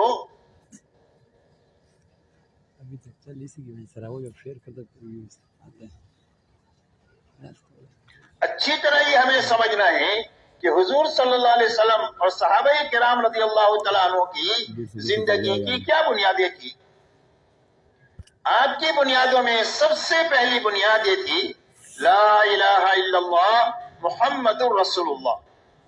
صحابہ فرماتے ہیں کہ ہم نے پہلے ایمان سیکھا اور اس کے ساتھ قرآن سیکھا، اس لیے کہ قرآن پر عمل کی جو طاقت ملے گی وہ ایمان کی طاقت سے ملے گی۔ 13 سالہ مکی زندگی میں ایمان کی محنت ہے، مغیبات کے تذکرے ہیں، اللہ کی قدرت کے اور خزانوں کے تذکرے ہیں کہ جس کے ذریعے سے اللہ کے حکموں پر چلنے کی طاقت پیدا ہوئی، اور جتنی طاقت پیدا ہوتی گئی اتنے اللہ کی طرف سے احکامات آتے گئے، اور جب طاقت پیدا ہوتے ہوئے اعمال آتے گئے تو وہ اعمال عمل میں بھی آتے گئے احکامات، اور 23 سال میں استعداد مکمل ہوئی، اور 23 سال میں قرآن کا اترنا بھی مکمل ہوا، اور 23 سال کے اندر میں قرآن پر عمل بھی مکمل ہو گیا۔ ان کے بارے میں آتا ہے کانو کتاب اللہ یمشون الارض، زمین پر اللہ کی چلتی پھرتی کتاب تھی۔ کسی سے پوچھا گیا تمہارا قرآن کہاں ہے جو آسمان سے اترا؟ تو ایک صحابی کی طرف اشارہ کیا کہ یہ ہمارا چلتا پھرتا قرآن ہے، یعنی قرآن میں اللہ نے جن چیزوں کے کرنے کا حکم دیا ہے وہ ساری چیزیں اس کی زندگی میں، اور ان سب کی زندگی میں جن چیزوں سے بچنے کے لیے کیا اس سے ان کی سب کی زندگیاں پاک ہے۔ جن صفات سے متصف ہونے کے لیے اللہ نے کہا ہے ان صفات سے یہ متصف ہے، جن صفات سے دور رہنے کا حکم دیا گیا ہے ان صفات سے ان کی زندگیاں پاک ہے۔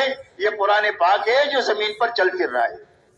اس لیے سارے صحابہ کے بارے میں آتا ہے کانو کتاب اللہ یمشون الارض، فرمایا زمین پر اللہ کی چلتی پھرتی کتاب تھی۔ تو پورا قرآن عملی طور پر زندگی میں آنے کا اور دین کی محنت کے تقاضوں پر کھڑے ہونے کا سب سے پہلا راستہ یہ ہے کہ ہر ایمان والے کا کلمہ ٹھیک ہو جائے. اسی لیے فرمایا الایمان ما وقر فی القلب وصدقہ العمل. فرمایا ایمان کیا ہے؟ فرمایا ایمان یہ ہے کہ دل میں یہ بات راسخ ہو جائے. ایمان کا تعلق دل سے ہے. موت کے وقت میں آدمی کی زبان سے وہ بات نکلے گی جو اس کے دل میں ہے. اگر دل میں اللہ ہے تو اللہ نکلے گا، دل میں دنیا ہے تو موت کے وقت میں آدمی کی زبان سے دنیا نکلے گی. تو فرمایا ایمان وہ ہے جو دل میں راسخ ہو اور 24 گھنٹے کا عمل اس کے ایمان کی تصدیق کرے کہ یہ ایمان والا ہے. اس لیے کہ دنیا میں اللہ نے جتنے انسان بنائے ہیں سب ایک ہی جیسے بنائے ہیں. سب کے 2 ہاتھ ہیں، سب کے 2 پیر ہیں، سب کی 2 آنکھیں ہیں، سب کے 2 کان ہیں، سب ایک ہی جیسے بنائے ہیں. تو اس ایمان کا اور کفر کا پتہ کیسے چلے گا؟ فرمایا 24 گھنٹے کی زندگی بتائے گی کہ یہ ایمان والا تاجر ہے، اور یہ ایمان والا کسان ہے، اور یہ ایمان والا غریب ہے، اور یہ ایمان والا مالدار ہے، اور وہ ایمان والی عورت ہے، وہ ایمان والا جوان ہے، وہ ایمان والا بوڑھا ہے، یہ ایمان والا حاکم ہے. ان کی 24 گھنٹے کی زندگی بتائے گی کہ یہ ایمان والا ہے. اس لیے کہ ایمان کے تقاضوں میں سب سے بڑا تقاضا ہے کہ یہ آزاد نہیں ہوگا، یہ پابند ہوگا. ایمان کے تقاضوں میں سب سے بڑا تقاضا کیا ہے؟ کہ بھئی آزاد نہیں ہوگا بلکہ ہر قدم پر یہ پابند ہوگا اللہ کے حکم کا، نبی کے طریقے کا، اور اپنی نیت میں اللہ کو راضی کرنے کے جذبے کا یہ پابند ہوگا.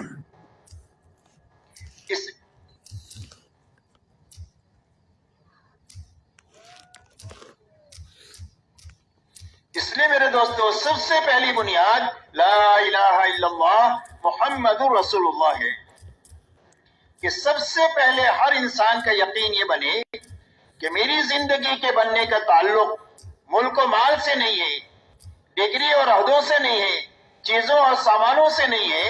اس لیے کہ ساری دنیا میں جتنی چیزیں ہیں وہ سب مخلوق ہیں، وہ بنی ہوئی چیزیں ہیں، اور اللہ خالق ہے، اللہ بنانے والے ہیں. کوئی چیز اپنے آپ بن نہیں سکتی، اور دنیا کے سارے انسان مل کر کے بھی کسی چیز کو بنانا چاہے تو بنا نہیں سکتے ہیں اللہ کی مخلوق کا سہارا لیے بغیر. دنیا کے سارے انسان مل کر اللہ کی مخلوق کا سہارا لیے بغیر ایک بال نہیں پیدا کر سکتے، ایک بال نہیں پیدا سکتے. ہاں مخلوق مصنوعی بال بنا سکتے ہیں اللہ کی مخلوق کا سہارا لے کر، اس لیے کہ بنانا صرف اللہ ہی کی شان ہے. ہاں انسان کے بس میں یہ ہے کہ اللہ نے جن چیزوں کو بنایا ہے ان کو آپس میں جوڑ کر کوئی شکل دے دے. پلاسٹک اللہ نے بنایا، انسان کے بس میں اتنا ہے کہ اس کو جوڑ کر کرسی بنا دے، صوفہ بنا دے، جگ بنا دے. لیکن پلاسٹک بنانا یہ انسان کے بس میں نہیں ہے. ایک ذرہ پلاسٹک کا سارے انسان مل کر بنا نہیں سکتے. انسان کے بس میں اللہ نے یہ دیا ہے کہ لوہا اللہ نے بنایا، اس کو جوڑ کر ٹرین کی اور تیز رفتار سواری کی شکلیں دے دے. لیکن لوہے کا ذرہ سارے انسان مل کر کے بنا نہیں سکتے. ایسا ہی لکڑی ہے، کشتی میں جوڑ کر کے کشتی بنا دے، کرسی بنا دے، صوفہ بنا دے، لیکن لکڑی کا ذرہ سارے انسان مل کر بنا نہیں سکتے ہیں. اس لیے کہ بنانا صرف اللہ ہی کی شان ہے. اس لیے اللہ خالق بھی ہے، اللہ مالک بھی ہے. کوئی بھی چیز بننے کے بعد میں اللہ کی ملکیت سے نکل نہیں سکتی. جس کسی کے بھی ہاتھ میں ہو اور دنیا کے جس کسی بھی کونے میں ہو، اس کے مالک صرف تنے تنہا اللہ ہے، اور اس پر صرف ایک اللہ ہی کی چلتی ہے. ایسا نہیں ہے جیسے دنیا میں ہوتا ہے کہ ایک آدمی نے گاڑی بنائی، دوسرے آدمی نے گاڑی خرید لیا تو بنانے والے کی ملکیت ختم ہو گئی، اب خریدار مالک ہے. ایک آدمی نے گھڑی بنائی، دوسرے آدمی نے خرید لیا تو بنانے والے کی ملکیت ختم ہو گئی، اب خریدار مالک ہے. لیکن کائنات کی جتنی بڑی چھوٹی بڑی چیزیں جہاں کہیں بھی ہے اور جس کسی کے بھی ہاتھ میں ہے، تنے تنہا اس کے مالک صرف اللہ ہے، اور اسی اللہ ہی کی اس پر چلتی ہے، اسی اللہ ہی کی اس کے پر چلتی ہے. اس کی جس کے ہاتھ میں ہے اس کی نہیں چلتی. آئے دن آپ دنیا میں دیکھتے ہیں کہ ایک آدمی ریورول خریدتا ہے اپنی حفاظت کے لیے، اور ایک دن آتا ہے کہ اپنی کمپیٹی پر رکھ کر یہ خودکشی کر لیتا ہے کہ بھئی واقعات سننے دیکھنے میں آتے ہی نہیں آتے، پڑھنے میں. تو اس نے خریدا تھا حفاظت کے لیے، لیکن اس کی ہلاکت کا سامان بن گیا، اس لیے کہ ہاتھ میں اس کے ہیں لیکن اس پر چلے گی اللہ کی. ایک آدمی مال محنت کر کے کماتا ہے، چور اچکوں کی نظر پڑ جاتی ہے، جو مال اپنے راحت کے لیے بناتا ہے وہی اس کی ہلاکت کا سامان بن جاتا ہے. کہ بھئی آئے دن یہ دیکھتے کہ نہیں دیکھتے؟ ایک آدمی اپنے بچوں کو پال پوس کر بڑا کرتا ہے اپنے بڑھاپے کے سہارے کے لیے، اور یہی بچے اس کے لیے بڑھاپے میں وبال جان بن جاتے ہیں. یہ اس بات کو بتلا رہا ہے کہ دنیا میں جو کوئی بھی جس کسی کے پاس میں بھی ہے وہ اس کی ملکیت نہیں ہے، اس کے مالک تنے تنہا اللہ ہے. اللہ جو چاہے گا وہ اس میں سے نکلے گا. اسی لیے موسیٰ علیہ السلام کو اللہ تعالیٰ نے یہ پوچھا کہ موسیٰ تمہارے دانے ہاتھ میں کیا ہے؟ تو موسیٰ علیہ السلام نے جواب دیا کہ یہ تو میری لاٹھی ہے، میں اس سے بکریوں کے لیے پتے جاڑتا ہوں، اس کے اوپر ٹیک لگاتا ہوں، اور بہت سارے اس سے میرے کام نکلتے ہیں. اللہ تعالیٰ نے کہا کہ اس کو زمین پر ڈال دیجیے. جب زمین پر ڈال دیا تو ایک بہت بڑا اژدہا بن گیا. اب موسیٰ علیہ السلام کہہ رہے تھے میری وہ پیچھے ہٹ رہے، اس سے ڈر کے مارے. یہ فطری بات ہے، سانپ سے ڈرنا تو کوئی نبوت کی شان کے خلاف نہیں ہے. بہرحال پیچھے ہٹ رہے، تو اللہ نے کہا کہ اس کو پکڑ لو، ہم اس کو پہلی حالت پر لوٹا دیں. جب پکڑ لیا تو اس پھر لاٹھی بن گئی. تو اللہ نے اس بات کو بتلایا کہ نہ یہ لاٹھی ہے نہ یہ سانپ ہے، یہ کیا ہے؟ اللہ جو چاہے وہ ہے. ایسا ہے دنیا کی بڑے سے بڑی شکل جو نفع کی تمہیں نظر آ رہی ہے اس سے متاثر ہونے کی اور للچانے کی ضرورت نہیں ہے. اور دنیا میں بڑی بڑی شکلیں جو تمہیں ہلاکت کی نظر آ رہی ہے اس سے ڈرنے کی ضرورت نہیں ہے. اس کے پر صرف تنے طرح ہمارا کنٹرول ہے. جب چاہیں گے ہم اس میں سے نفع نکالیں گے، اور جب چاہیں گے تمہارے حق میں اس کے لیے نقصان نکالیں گے، اور جب چاہیں گے تمہارے لیے نفع نکالیں گے. مسئلہ ان چیزوں کا تمہارے ہاتھ میں ہونا نہیں ہے، بلکہ مسئلہ یہ ہے کہ چیزوں کا مالک تمہارے اور ہمارے ساتھ ہو جائے. اسی لیے ساری چیزیں مخلوق ہے اور اللہ خالق ہے. اور مخلوق کے بارے میں اللہ کا فیصلہ ہے کہ چاہے ذرہ ہو یا پہاڑ ہو، چونٹی ہو یا جبرائیل امین ہو، قطرہ ہو یا سمندر ہو، ایک پیسہ ہو یا لاکھوں اور خربوں ہو، یہ سارا مخلوق ہے. اور مخلوق کے بارے میں فیصلہ ہے لا یملک نفعا ولا ضرا ولا موتا ولا حیاتا ولا نشورا.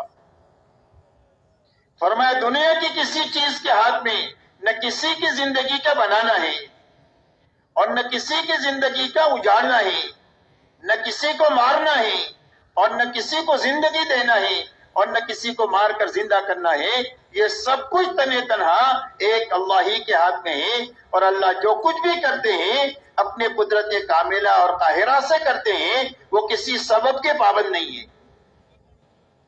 اسی لیے آدم علیہ السلام کو بغیر ماں باپ کے پیدا فرمایا، حضرت عیسیٰ علیہ السلام کو بغیر باپ کے پیدا فرمایا، حضرت صالح علیہ السلام کے لیے اللہ تعالیٰ نے پہاڑ کی کوہ میں سے ایک گابن اٹھنے کو نکالا جس نے نکلنے کے بعد میں فوراً بچہ دیا. یہ اللہ تعالیٰ اپنی قدرت کے مظاہر دنیا میں بتاتے رہتے ہیں کہ اللہ کی شان وہ ہے کہ وہ سبب کی پابند نہیں ہے. انما امرہ اذا اراد شیئا ان یقول له کن فیکون. فرمایا اللہ کا معاملہ یہ ہے کہ جب کسی چیز کا ارادہ فرما لے کہ ہو جا تو وہ چیز ہو جاتی. اللہ کا ارادہ ہی وجود ہے، اللہ کی مشیت ہی وجود ہے.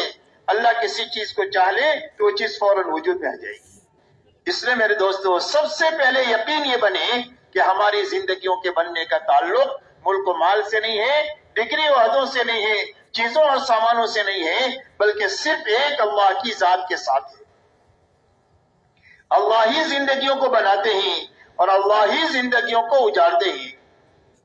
بنانے والے بھی اللہ ہیں، اجاڑنے والے بھی اللہ ہے. آج تک جتنوں کی بنی ہے اللہ کے بنانے سے بنی ہے، اور آج تک جتنوں کی اجڑی ہے اللہ کے اجاڑنے سے اجڑی ہے. اس لیے ہمارا اور پوری امت کا یقین یہ بنے، سب سے پہلے یہ یقین کے بنانے کی محنت ہے کہ ہماری زندگیوں کے بننے کا تعلق ایک اللہ کی ذات کے ساتھ ہے۔ اللہ ہی زندگیوں کو بنائیں گے، اللہ ہی زندگیوں کو اجاڑیں گے۔ اللہ کی یہاں سے زندگی کے بنانے کا اور اجاڑنے کا اندھادھند نظام نہیں ہے کہ اس کی بنا دیا اس کی اجاڑ دیا، بلکہ اللہ کے یہاں زندگی کے بنانے کا ایک ہی ضابطہ ہے اور وہ صرف محمد الرسول اللہ ہے۔ اور جوتا پہننے سے لے کر نماز تک اور شادی بیاہ سے لے کر حکومت کرنے تک اپنی زندگی کے ہر حرکت اور سکون میں جو محمدی بن کر کے جیے گا اور محمدی بن کر کے مرے گا، اللہ اس کی زندگی کو بنا دیں گے۔ جھوپڑے میں ہے تو جھوپڑے میں بنا دیں گے، اور محل میں ہے تو محل میں بنا دیں گے، رعیت ہے تو رعیت کی بنا دیں گے، اور حاکم ہے تو حکومت کی بنا دیں گے۔ شرط یہ ہے کہ محمدی بن کر جیے اور محمدی بن کر کے مرے۔ اس لیے کہ اللہ والا بننے کا شارٹ کٹ راستہ اور معمول راستہ، سارے خطرات سے محفوظ راستہ، یہ سنت والا راستہ ہے کہ جو آدمی اپنی 24 گھنٹے کی زندگی میں حضور صلی اللہ علیہ وسلم کے نقش قدم پر چلے گا اور آپ کی لائی ہوئی زندگی کے مطابق زندگی گزارے گا، اللہ اس کی زندگی کو بنا دیں گے اور اللہ اس کو اللہ والا بنا دیں گے۔ اللہ والا بننے کا راستہ کیا ہے؟ محمدی بننا، یہ اللہ والا بننے کا راستہ ہے۔ اسی لیے اللہ فرماتے ہیں قُلْ إِن كُنتُمْ تُحِبُّونَ اللَّهَ فَاتَّبِعُونِي يُحْبِبْكُمُ اللَّهُ۔ اے ہمارے نبی جی، آپ ہمارا شاہی فرمان انسانوں کو سنا دیجئے کہ اگر تمہیں اللہ سے محبت کا دعویٰ ہے تو اس کی دلیل یہ ہے کہ میرے پیچھے پیچھے چلو۔ کس کے پیچھے پیچھے چلو؟ حضور صلی اللہ علیہ وسلم کے پیچھے پیچھے چلو۔ فرمایا جب میرے پیچھے پیچھے چلو گے تو اللہ تمہیں اپنا محبوب بنا دے گا، اور جب تم اللہ والے بن جاؤ گے اتباع کے راستے سے تو اللہ تمہارا ہو جائے گا، اور جب اللہ تمہارا ہو جائے گا تو پورا عالم تمہارا ہے۔ اگر اللہ تمہارے ہیں تو پورا عالم تمہارا ہے۔ عالم کی ہر چھوٹی بڑی چیز آپ کی تائید میں، آپ کی موافقت میں، آپ کے کام آنے میں، آپ کے نفع پہنچانے میں استعمال ہوگی، آپ کو تکلیف پہنچانے کے لیے وہ استعمال نہیں ہو سکتی۔ اور اگر کوئی آپ کو تکلیف پہنچانے کے در پہ ہو جائے تو اللہ فرماتے ہیں من عاد علی ولیا فقد آذنتہ بالحرب، جو میرے ولی کو ستائے میں اس کے ساتھ میں اعلان جنگ کرتا ہوں۔ اسی لیے کتابوں میں واقع آتا ہے کہ ایک اللہ والے جا رہے تھے، سامنے سے ایک آدمی اپنی عورت کے ساتھ آ رہا تھا، اللہ والوں کے پیر کی ٹھوکر سے مٹی اڑی، اس عورت کے کپڑے پر آ کر لگی تو اس کے یار کو غصہ آیا، اس نے اٹھا کر ایک تماچا مار دیا اللہ والوں۔ مارنے والا دھڑام سے گرا اور مر گیا۔ عورت نے شور مچایا مار دیا مار دیا مار دیا، لوگ جمع ہوئے بھی کیا ہوا کیا ہوا، تو کوئی بتانے والا نہیں کیا ہوا۔ اللہ والوں نے بتایا کہ بھائی ہوا کچھ بھی نہیں ہے، جس کے یار کو غصہ آیا اس نے مجھے مارا، اور ہمارے یار کو غصہ آیا اس نے اس کا کام تمام کر دیا۔ تو ہمارے یار کون ہے؟ اللہ ولی الذین آمنوا، اللہ ایمان والوں کے ولی ہے، دوست ہے، مددگار ہے، معاون ہے، کاموں کے بنانے والے ہیں۔ اللہ تعالیٰ ہر ایمان والا ولایت کے مقام تک پہنچ سکتا ہے، اور اس کے پہنچ جانے کا راستہ سنت کا اتباع ہے کہ جو سنت والی زندگی اپنائے گا اللہ تعالیٰ ایک تو سب سے پہلے سنت کا اثر یہ ہوگا کہ نیک لوگوں کے دلوں میں اللہ اس کی محبت ڈال دیں گے، برے لوگوں کے دلوں میں اللہ اس کا رعب ڈال دیں گے۔ کوئی فاسق اور فاجر اور بے ایمان ان کے ساتھ آنکھ ملا کر بات نہیں کر سکتا ہے، اللہ وہ رعب ان کے دلوں میں ڈال دیں گے۔ اللہ روزیوں میں برکت عطا فرمائیں گے، اور اللہ تعالیٰ دین میں پختگی عطا فرمائیں گے، مضبوطی عطا فرمائیں گے۔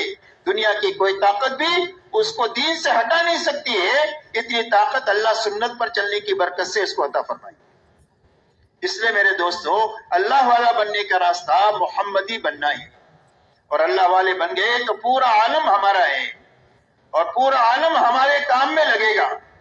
آپ اندازہ لگائیں جب صحابہ کا ایمان بنا ہے اور جب صحابہ کا ہدایت معیاری ہدایت بنی ہے، تو آپ دیکھو پورے عالم کو اللہ نے ان کے لیے مسخر کیا۔ حضرت عمر رضی اللہ تعالیٰ عنہ مدینہ منورہ میں ممبر پر بیٹھ کر کہہ رہے یا ساریہ الجبل، ساریہ ہزاروں میل دور کام کر رہے ہیں اور ان کی جماعت کو پہاڑ کے پیچھے سے خطرہ ہے دشمن کا. تو حضرت عمر یہاں سے اللہ ان کو دکھا بھی رہا ہے اور ان کی آواز کو حضرت ساریہ تک پہنچا بھی رہے ہیں اور حضرت ساریہ متنبع ہو کر اپنی جماعت کو خطرے سے نکال بھی رہے. اللہ فرماتے ہیں کہ جب تم ہمارے ہو تو ہم تمہارے ہیں اور ہم تمہارے ہیں تو پورے عالم کی ہر چیز تمہاری ہے، وہ تمہارے کام آئے گی.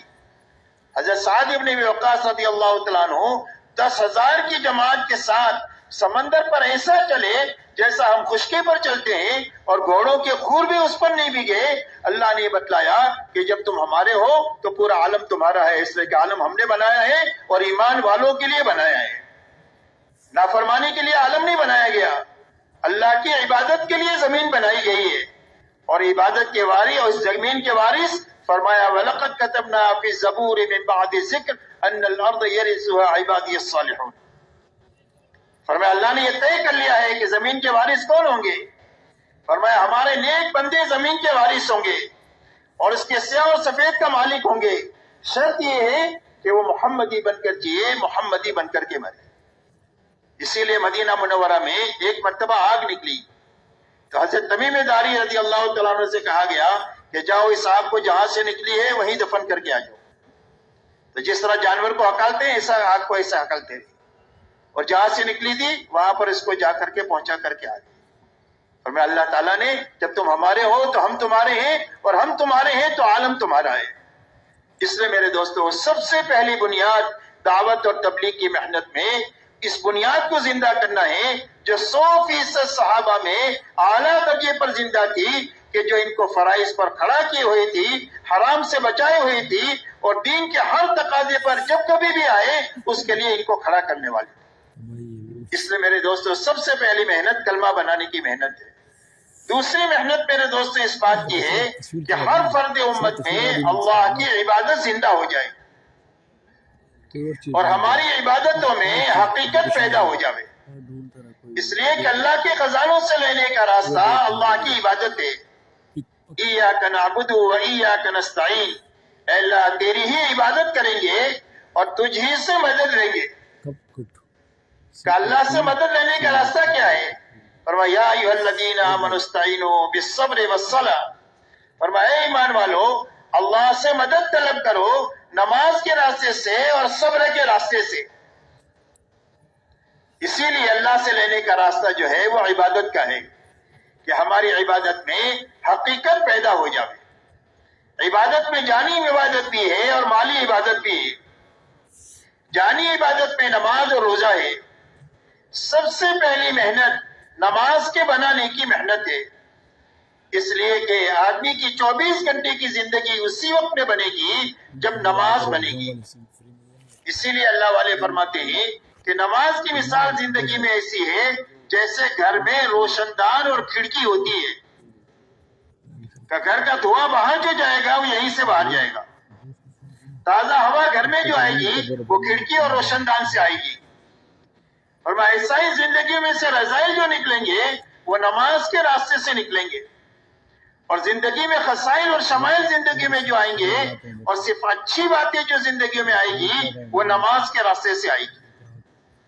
اسی لیے حضرت عمر رضی اللہ تعالیٰ عنہ کے زمانے میں ایک نوجوان کی آنکھ لڑ گئی ایک دوشیزہ سے. خیر القرون کا زمانہ تھا تو لڑکی نے یہ کہا لڑکے سے کہ پہلے تم ایک کام کرو، 40 دن امیر المؤمنین کے پیچھے تکبیر اولیٰ کے ساتھ نماز پڑھو، اس کے بعد پھر آگے کوئی بات کریں. اس نوجوان نے 40 دن تک تکبیر اولیٰ کے ساتھ امیر المؤمنین عمر ابن الخطاب رضی اللہ تعالیٰ عنہ کے پیچھے نماز پڑھی. اس کا اثر یہ ہوا کہ اللہ نے لڑکی کی محبت دل سے نکال دیا، اپنی محبت دل میں بھر دیا. تو زندگیوں میں نکھار لانے کا راستہ نماز کا ہے. تو اپنی نماز پر محنت کر کے ایک تو نماز میں یقین پیدا کرنا کہ ہمارے کام اللہ بنائیں گے اور نماز کے راستے سے بنائیں گے. اس لیے کہ اللہ نے ہمارے سارے کاموں کے بنانے کے لیے ہم کو نماز دیا ہے. حضور صلی اللہ علیہ وسلم کے بارے میں آتا ہے اذا حزبه امر فزع الى الصلاة جب آپ کو کوئی بات درپیش ہوتی تھی تو آپ فوراً نماز کی طرف دوڑ جاتے تھے. آپ کو اس بارش کی طلب ہے، بارش نہیں ہو رہی ہے تو اس کے لیے صلاۃ الاستسقاء دی گئی. خوف ہے تو صلاۃ الخوف دیا گیا. آپ کو کوئی حاجت درپیش ہے تو 2 رکعت صلاۃ الحاجہ دی گئی. چاند سورج کے گرہن کے اندر چاند اور سورج کے نظام میں گڑبڑ ہو گئی ہے تو اس کے لیے صلاۃ الکسوف دی گئی. غرض یہ کہ ہر مسئلے کے حل کے لیے اللہ نے ہم کو نماز دیا. حضرت عمر رضی اللہ تعالیٰ عنہ کے زمانے میں زبردست قحط سالی ہوئی اور زبردست مدد آئی دنیا سے، لیکن وہ قحط سالی ختم نہیں ہوئی. وہ قحط سالی کیسے ختم ہوئی کہ حضرت عمر رضی اللہ تعالیٰ عنہ نے اپنے ایمان والے ساتھیوں کو لے کر باہر میدان میں نکل کر 2 رکعت نماز پڑھی صلاۃ الاستسقاء، اور اس کے بعد اللہ سے 2 بول کہے، اللہم انا نستغفرک ونستسقیک، اے اللہ ہم آپ سے معافی چاہتے ہیں اپنی غلطیوں کی اور آپ سے بارش طلب کرتے ہیں. بس یہ جو بول کیا کہنے تھے کہ بادلوں میں سے آواز آئی کہ امیر المؤمنین اللہ نے آپ کی فریاد کو سن لیا اور اللہ نے رحمت کی بارش آپ کے لیے بھیج دیا. اور چند مہینے ہوتے ہوتے قحط کا سارا نظام ختم ہو کر خوشحالی کا نظام قائم ہو گیا، اس لیے کہ اللہ تعالیٰ نے تمام تر مسائل کے لیے امت کو نماز عطا فرمائی. اس لیے نماز پر محنت کر کے اپنی نماز میں یقین پیدا کرنا کہ اللہ ہمارے کام بنائیں گے اور نماز کے راستے سے بنائیں گے. زندگی میں جب کبھی بھی چھوٹا بڑا مسئلہ آئے تو ہماری نگاہ اللہ پر جانی چاہیے اور نماز پر جانی چاہیے کہ ہم اپنے اللہ سے پہلے کہیں گے اور نماز پڑھ کر کہیں گے. اللہ نے ہم کو اس کا وعدہ کیا ہے کہ تم ہم سے مدد طلب کرو، نماز کے ذریعے سے اللہ ہماری مدد کریں گے. اللہ پر یقین اور نماز پر یقین.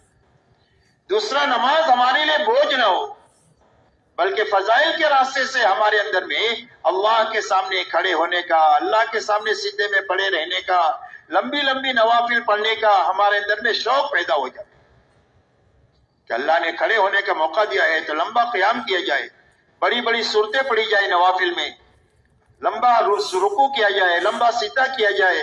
اس لیے کہ سجدہ کرنے والا رحمان کے قدموں میں جیسا کہ اللہ کے شایان شان ہے آدمی اس میں ہوتا ہے. اور المصلی یناجی ربہ، فرمایا نمازی آدمی تو اپنے رب کے ساتھ مناجات کرتا ہے، چپکے چپکے اللہ سے بات کرتا ہے نماز میں. جب یہ کہتا ہے الحمدللہ رب العالمین، تمام تعریفیں اس اللہ کے لیے ہیں جو تمام جہانوں کے پالنے والے ہیں، تو اللہ جواب دیتے ہیں حمدنی عبدی. یہ یہاں سے کہتا ہے الحمدللہ رب العالمین، اللہ فرماتے ہیں حمدنی عبدی، میرے بندے نے میری تعریف کیا. جب یہ کہتا ہے الرحمن الرحیم، اللہ فرماتے اسنا علی عبدی، میرے بندے نے میری ثنا بیان کیا. جب یہ کہتا ہے مالک یوم الدین، کہ اللہ آپ تو یوم جزا کے مالک ہے، تو اللہ فرماتے ہیں مجدنی عبدی، میرے بندے نے میری بزرگی اور بڑائی بیان کی. اور جب یہ کہتا ہے ایاک نعبد و ایاک نستعین، اللہ فرماتے ہیں ھذا بینی و بین عبدی، یہ میرے اور میرے بندے کے درمیان میں عہد و عہد ہے، عبادت میرے لیے ہے اور مدد میرے بندے کے لیے ہے. اور جب یہ کہتا ہے بعد میں اہدنا الصراط المستقیم، اللہ فرماتے ہیں ولعبدی ما سأل، میرے بندے نے جو مانگا ہم نے دے دیا. اے اللہ مجھے سیدھے راستے پر چلا دے. اور میں سیدھا راستہ کون سا ہے؟ دنیا کا ہر آدمی سوچتا ہے کہ میں جو چل رہا ہوں وہ سیدھا ہے، تو اللہ نے صراط مستقیم کی تعین فرما دیا کہ صراط مستقیم کیا ہے. فرمایا صراط مستقیم وہ ہے کہ جس پر اللہ کا انعام ہوا وہ سیدھا راستہ ہے، اور جن کے اوپر اللہ کا غضب نازل ہوا اور جو گمراہ لوگ ہیں ان کا راستہ سیدھا راستہ کبھی نہیں ہو سکتا ہے. اور کس پر اللہ نے انعام فرمایا؟ دوسری آیت میں فرمایا نبیین ہیں، صدیقین ہیں، شہداء ہیں اور صالحین ہیں. یہ 4 جماعتیں وہ ہیں جس پر اللہ کا انعام ہوا ہے اور ان کا راستہ سیدھا راستہ ہے. اے اللہ مجھے اس کی توفیق دے. اللہ فرماتے ہیں وَلِعَبْدِي مَا سَأَلَ، میرے بندے نے جو مانگا ہم نے اس کو دے دیا. اس لیے میرے دوستو ایک تو نماز میں یقین پیدا ہو، دوسرا شوق پیدا ہو فضائل کے راستے سے، تیسرا نماز میں علم آئے، مسائل کا علم، سنن کا علم، تاکہ نماز ہماری علم کی روشنی میں ہو. کس چیز سے نماز ٹوٹ جاتی ہے؟ بعض مرتبہ آدمی کی نماز ٹوٹ جاتی ہے پتہ بھی نہیں چلتا اس کو. اب ایسی بعض مرتبہ نماز ایسی پڑھتا ہے کہ اس کے سر کے اوپر جاتی ہی نہیں، زندگی میں نماز پڑھی اور اللہ کے مقبول نہیں ہوئی تو میرے دوستوں کیا حاصل ہوگا؟ اس لیے اپنی نماز پر محنت کر کے اس کے اندر میں شوق پیدا کرنا، علم حاصل کرنا، علماء کے ذریعے سے مسائل کو سیکھنا، فضائل کی تعلیم کے ذریعے سے اس پر ملنے والے انعامات کو اتنا سننا کہ عمل کے وقت میں اس کا استحضار ہم کو حاصل ہو جائے۔ اسی کے ساتھ اللہ والا دھیان ہماری نماز میں آ جائے کہ میں اللہ کو دیکھ رہا ہوں اور اللہ مجھے دیکھ رہے ہیں۔ اگر یہ بات نہیں پیدا ہو تو یہ بات تو ضرور پیدا ہونی چاہیے کہ اللہ تو مجھے دیکھ ہی رہے اور اللہ کو راضی کرنے کی نیت آ جائے، نماز میں ایمان آ جائے، احتساب آ جائے، علم آ جائے اور احسان آ جائے اور اخلاص آ جائے۔ یہ 5 چیزیں ہیں نماز میں۔ فرمایا یہ 5 چیزیں نماز میں آ جائے گی تو یہ نماز ایسی بن جائے گی کہ جو چاہے گا اگر اس کے لیے مصلحت ہوگی تو اللہ اس کو دنیا میں اس کے راستے سے دے دیں گے، اور اگر اس کی مصلحت دنیا میں نہیں ہوئی تو اللہ آخرت میں اس کا پورا بدلہ اس کو عطا فرمائے۔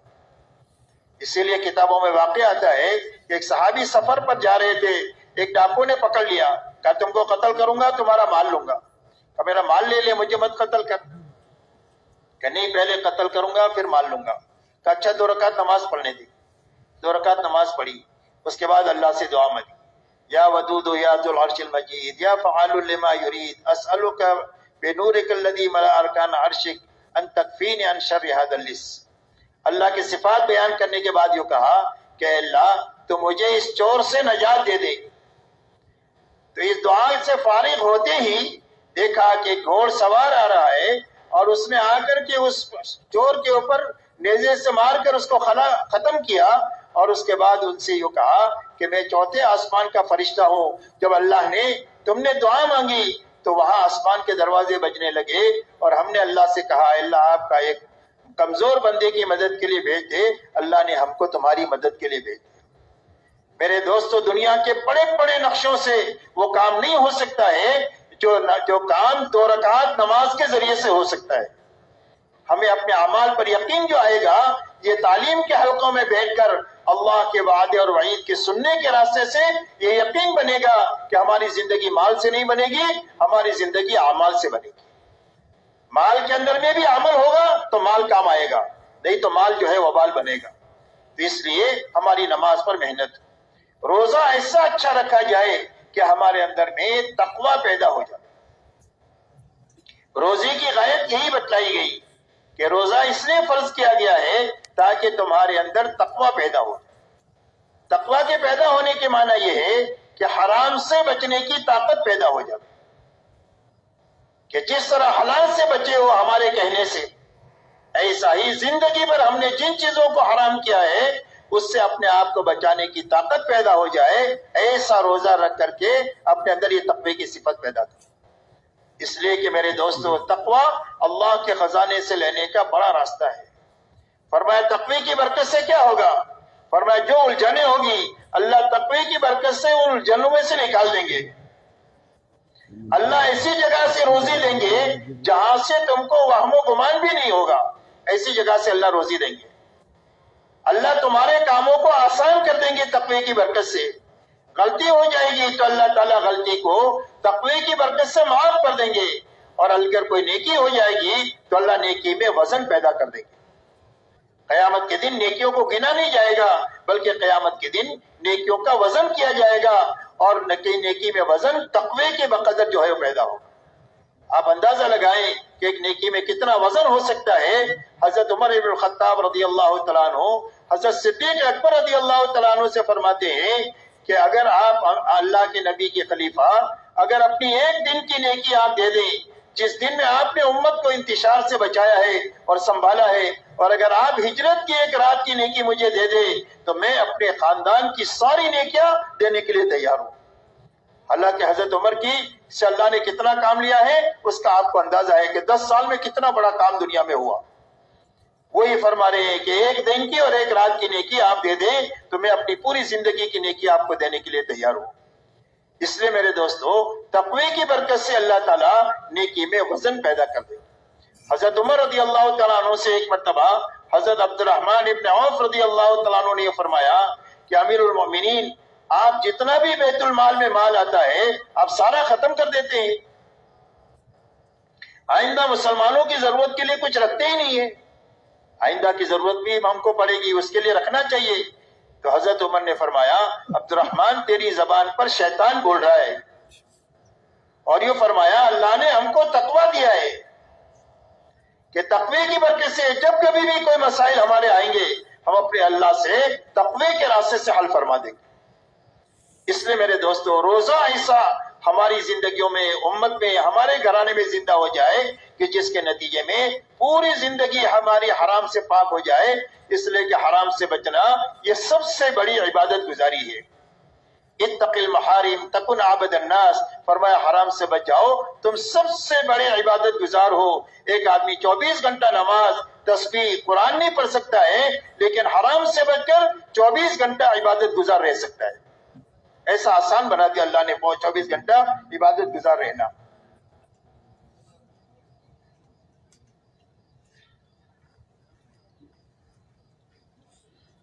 اسی کے ساتھ زکوٰۃ مالی عبادت ہے. جس کے پر زکوٰۃ فرض ہے ایسی خوش دلی کے ساتھ زکوٰۃ دے. آدمی سامنے والے کا اپنے پر احسان سمجھے کہ اللہ نے میرا فرض اس آدمی کے ذریعے سے ادا کرایا. مسجد قابل احترام ہے، وہاں فرض ادا ہوتی ہے ہماری نماز. ایسا ہی وہ مسلمان قابل احترام ہے کہ جس کے اوپر ہماری زکوٰۃ ادا ہوتی ہے. اس پر ہمارا احسان نہیں ہے بلکہ اس کا احسان ہے کہ اس نے زکوٰۃ کے راستے سے میرے مال کو پاک کیا. ایسی خوش دلی سے مال دینا کہ ہمارے دلوں کا بخل ختم ہو جاوے. اس لیے کہ بخل جہنم کا درخت ہے اور سخاوت جنت کا درخت ہے. مومن کبھی بخیل ہو ہی نہیں سکتا ہے، مومن کبھی بخیل نہیں ہو سکتا ہے.